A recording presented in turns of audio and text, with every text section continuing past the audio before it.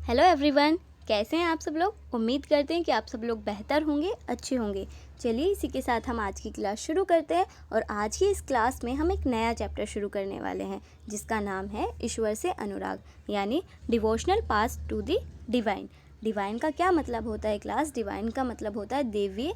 देवीय यानी कि सुप्रीम, जो हम सबसे सर्वोच्च है, जिसे कोई खुदा, कोई भगवान तो कोई वाहे गुरु के रूप में मानता है। और सबका लक्ष्य कहीं ना कहीं एक होता है, जो कि होता है उसे पाना, जिसके लिए सभी अलग अलग पाथ्स यानी अलग अलग रास्तों को अपनाते हैं। जैसे हम देखते हैं कि हिंदू पूजा पाठ करते हैं, मुस्लिम लोग खुदा की इबादत करते हैं, रोज़ा नमाज रखते हैं, सिख गुरुद्वारा जाते हैं। और इस तरह हम देखते हैं कि सभी का लक्ष्य तो एक है, उस डिवाइन तक पहुंचना, लेकिन उसे पाने के जो रास्ते हैं वो अलग अलग हैं।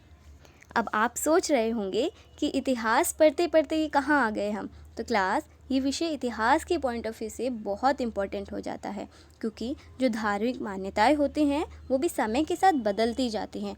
क्योंकि हम 7th क्लास में मध्यकाल की बात करते आ रहे हैं अभी तक, तो धार्मिक रूप से इस समय यानी कि मध्यकाल में क्या बदलाव हो रहे थे, क्यों हो रहे थे और कैसे हो रहे थे, इन सभी सवालों का जवाब आपको इस चैप्टर में मिलने वाला है। तो क्लास शुरू करते हैं। क्लास, आपने लोगों को कई बार पूजा पाठ करते, भजन कीर्तन या फिर कव्वाली गाते सुना होगा। या फिर कई बार ऐसा होता है कि कोई चुपचाप बिल्कुल किसी से बात नहीं करते हैं, बिल्कुल चुपचाप ईश्वर के नाम का जाप करते हैं। और आपने ये सारी चीज़ें देखी होंगी, तो आपने ये गौर किया होगा कि कई बार ना ऐसा होता है कि जब लोग भजन कीर्तन कव्वाली कर रहे होते हैं तो वो उसमें इतना खो जाते हैं कि उन्हें पता ही नहीं चल रहा होता कि उनके आसपास आखिर हो क्या रहा है। और कई बार तो जो लोग होते हैं उनकी आंखों से आंसू भी आने लगते हैं।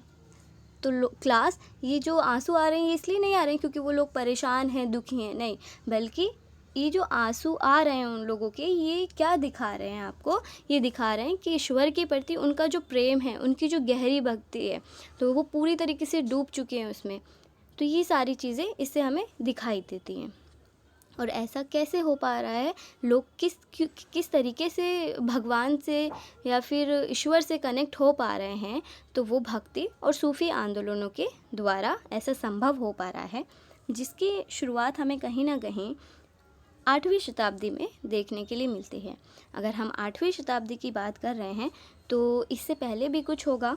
तो क्लास, जो 8वीं शताब्दी से पहले जो मान्यताएं चली आ रही थी, धार्मिक मान्यताएं चली आ रही थी, उसमें बदलाव लाने की कोशिश की गई। और वो बदलाव भक्ति और सूफ़ी आंदोलनों के द्वारा लाने की कोशिश की गई। अब आप सबसे पहले भक्ति और सूफ़ी, इन दोनों वर्ड्स को समझ लीजिए कि भक्ति से हम क्या कहने की कोशिश कर रहे हैं और सूफ़ी आंदोलनों से हम क्या समझाने की कोशिश कर रहे हैं। तो सबसे पहले अगर हम बात करें भक्ति आंदोलनों की, तो अलग अलग धर्मों की अलग अलग मान्यताएं थी, लेकिन जो हिंदू, सिख और जैन धर्म है, उनमें जो भी मान्यताएं चली आ रही थी, तो लोगों ने उसमें बदलाव करने की कोशिश की। और जो बदलाव का तरीका रहा उसे नाम दिया गया भक्ति आंदोलन। ठीक उसी तरीके से मुस्लिम मान्यताओं में भी बदलाव आ रहे थे, और वो जो बदलाव आ रहे थे वो सूफ़ी आंदोलनों के द्वारा आ रहे थे।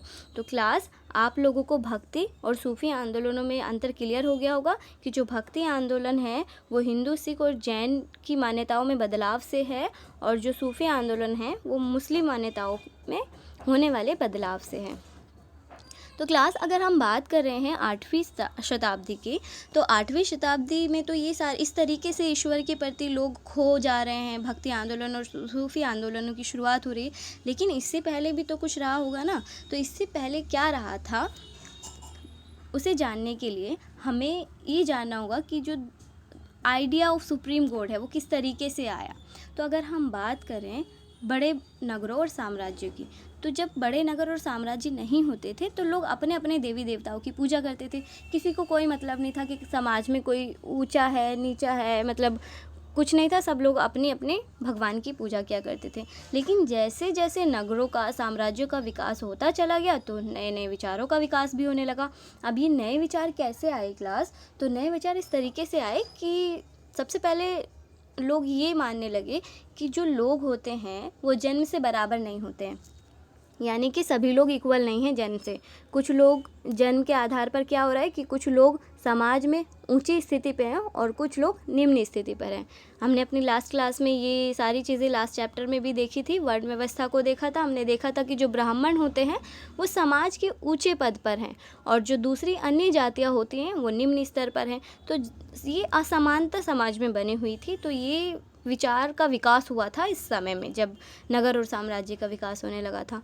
और जब जन्म के आधार पर बराबर नहीं है तो जन्म के आधार पर ही कुछ लोगों को विशेष अधिकार मिल जाते थे। विशेष अधिकार मिल गए, जैसे कि ब्राह्मण लोगों जो भी कर्म कांड पाठ पूजा यज्ञ ये सारी जो चीज़ें हैं वो करने का अधिकार सिर्फ किसका होगा, ब्राह्मणों का होगा। तो उनके पास ये स्पेशल राइट था, विशेष अधिकार था कि वो लोग ही कर सकते हैं, दूसरे लोगों को ये अधिकार नहीं होगा। और जन्म और पुनर्जीवन का जो ये चक्र होता है, आपने सुना होगा कि जैसे कि किसी का जन्म होता है, फिर उसकी मृत्यु होती है, तो फिर से उसका पुनर्जन्म होता है और वो पुनर्जन्म उसके कर्मों पर आधारित था। यानी कि उसने अगर बुरे कर्म किए तो उसी हिसाब से उसका अगला जन्म होगा, कोई मक्खी बन जाएगा, कोई कुछ भी इस तरीके से, मतलब उसका अगला जो जन्म होता था वो इस तरीके से चलता रहता था और ये चक्र चलता ही रहता था। तो ये अच्छे और बुरे काम पर आधारित होता, तो इस तरीके के विचार थे। अब ये जो सारे विचार थे, ये कुछ लोग इनसे खुश नहीं थे और उन्हें ये सब अच्छा नहीं लग रहा था। अब जब अच्छा नहीं लग रहा था, जो लोग ऐसे विचारों से खुश नहीं थे, उन्होंने क्या किया, उन्होंने बुद्ध और जैनों के उपदेश मानने शुरू कर दिए।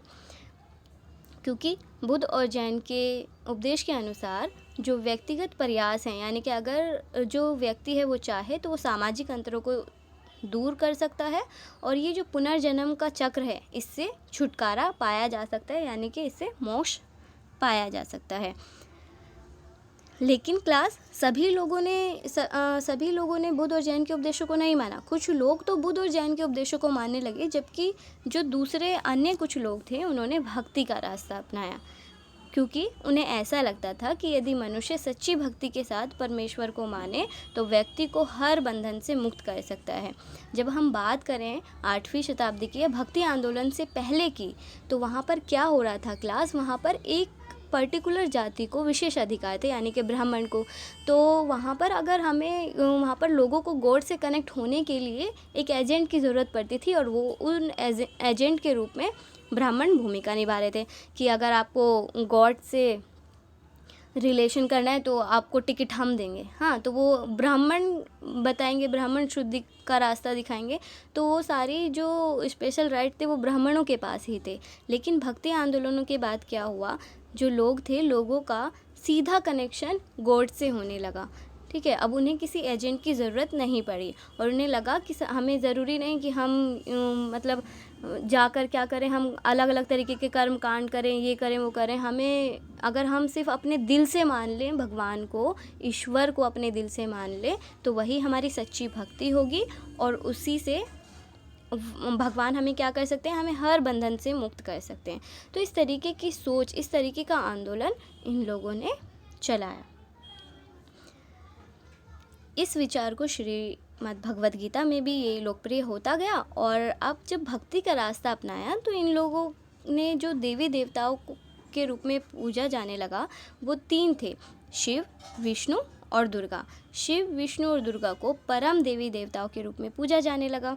और जो और बाकी के भगवान थे या और बाकी के देवी देवता थे, उन्हें इन्हीं का रूप माना जाने लगा। किनका रूप? शिव, विष्णु या दुर्गा का रूप माना जाने लगा।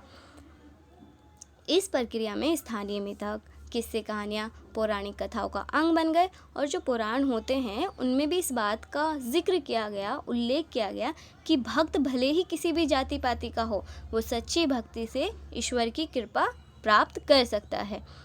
तो वो समाज में ज़रूरी नहीं कि ब्राह्मण ही टिकट देंगे, तो वो सीधा अगर उसके मन में सच्ची भक्ति है ईश्वर के लिए तो वो क्या कर सकता है, ईश्वर की कृपा प्राप्त कर सकता है।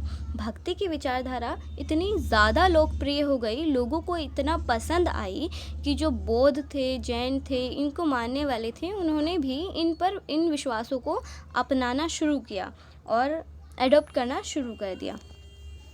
तो इस प्रकार हमने देखा कि भक्ति आंदोलन की शुरुआत इस तरीके से हो जाती है, जिससे कि लोग क्या कर रहे हैं, सीधे रूप से परमेश्वर से जुड़ने लगे हैं, है ना। अब उन्हें किसी एजेंट की ज़रूरत नहीं रह गई है कि भगवान से मिलना है तो किसी एजेंट कोई टिकट देगा तब जाकर हम भगवान से मिलेंगे।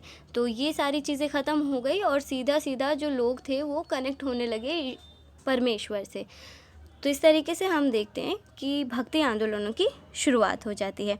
आई होप क्लास कि आपको ये सभी चीज़ें, ये कॉन्सेप्ट, भक्ति का जो कॉन्सेप्ट था वो क्लियर हो गया हो।